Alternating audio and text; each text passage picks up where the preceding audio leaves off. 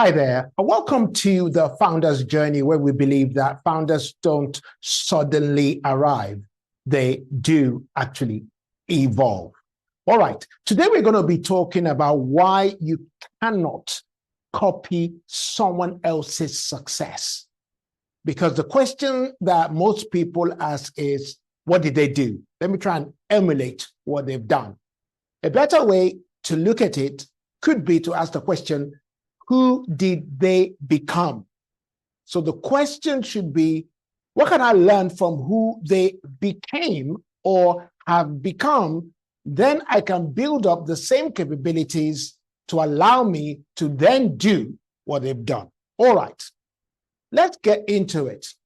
The success trap is for people to look at the million-pound launches. People like Frank Kern and others have launched products and made £1 million, I think, in a day or something like that. Or they might look at a bestseller book or a successful business of some sort, or a video that went viral, or somebody that joined a particular platform and then blew up. And they think, okay, I should be doing that. But the problem with that is you could be on your day one, whilst they are on their day 5,000 or day 3,000 or day 500 even. Because what people tend to see is the launch, the success, the cumulative effect of what a successful person has been through over the years that they've been in business, for example. So people love to celebrate the outcomes. The media will talk about the outcomes. Rarely does the media tell you exactly what steps the person went through to arrive at that place where they can make, £1 million a day, as I said. What people don't see are the following. People don't see their failed ideas. People don't talk about it. People don't see their failed products. People don't talk about it. Before they launched what brought $1 million, people don't look at their failed launches that just didn't work. Customer conversion that failed, or customer conversion that worked. The years of learning, the many years of learning. The man who started ClickFunnels started first by selling potato guns before Bronson went into created ClickFunnels, which then blew up. But then he started his journey at the age of 16, learning about marketing at that tender age. That's what we're talking about. Those are the invisible work that gets done that people don't see. So when you now get up one day and say, oh, I'm going to build the next ClickFunnels or a type of ClickFunnels business, that's what I'm going to do right now. But you have no background in marketing. You've spent no day working, building yourself, getting the capabilities that will enable you to do that. How's that going to happen? And even if it does, it'll be a fluke that it happens, because most people will tell you somebody who copied their process, maybe 1 out of 10,000 people that copied their process and it worked for them, they're going to publicize that and not tell you about the 900 and, or 9,000 and whatever number else, that it just didn't work for them, because you cannot just copy an outcome. You have to copy the process. All right. So I remember pitching a business idea to a friend of mine. And this guy at that time was operating on maybe, I'm talking 10 years ago even, he was operating on £3,000 a day. That's his higher rate. If you want to hire him to do some work for you, he was charging that kind of money. And in fact, in 1 year, he saved 300,000 and he spent a lot more than that. So that's how much he was making. I mean, it was extremely successful. So I picked this idea to him. It was an MLM business, a multi-level marketing business, because I knew that if he took it on and it was under me, then I'm going to be extremely profitable for having him. So anyway, he asked me a few questions, Then 2 minutes later, he just said, no, I'm not doing it. It's not gonna work. He said, in fact, his words were, Boomy, those who are going to make money have already made money. Leave it alone. Don't do it. And I just thought he was just being so arrogant.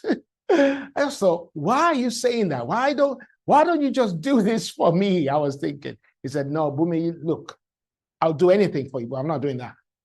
And he didn't do it. And do you know what? He was right.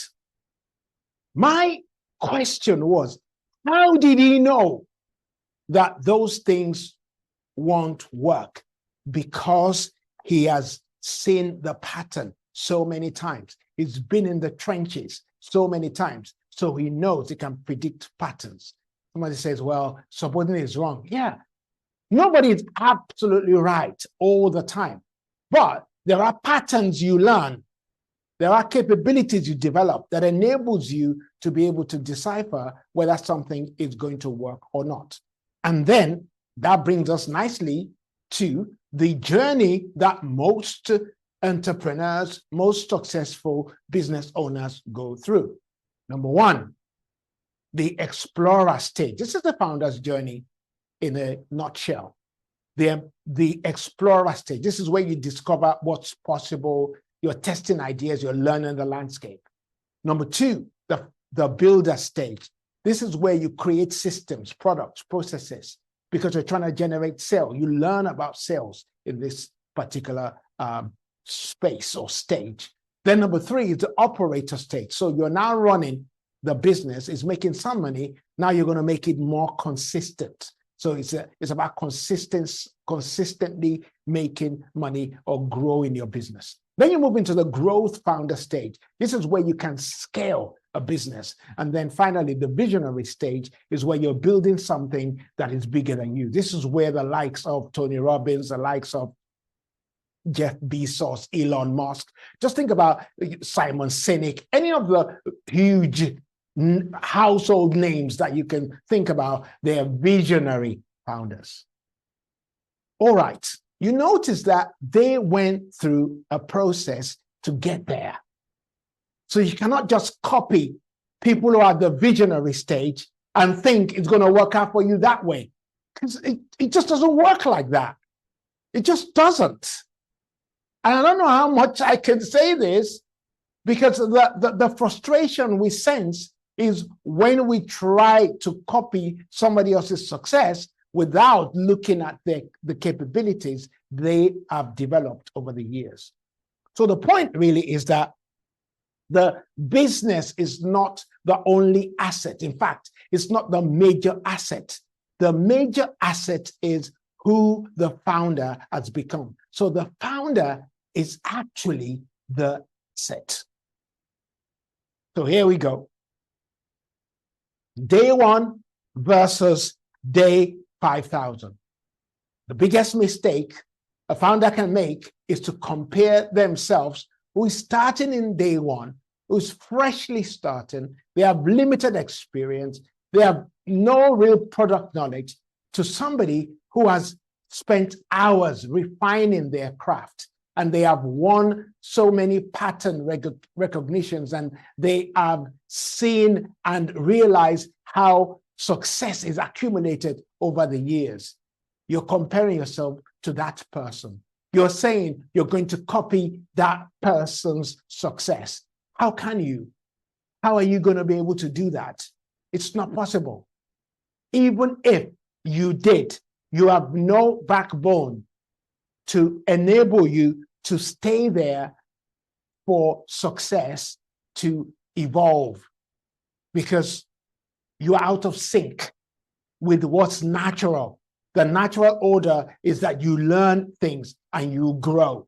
You didn't suddenly become a man if you're a man, or you didn't suddenly become a woman if you're a woman. You went from being a child to being a toddler to being a teen to being an adult. That's what happened. This is the same way with growing a business. That's why people get frustrated and stop growing and stop learning. So the wrong question is, how do I copy their success? The right question is, what capabilities capabilities have they developed that has made them successful? That way, I can develop the same capabilities and become successful. That's the point. So, founders don't suddenly arrive. They evolve.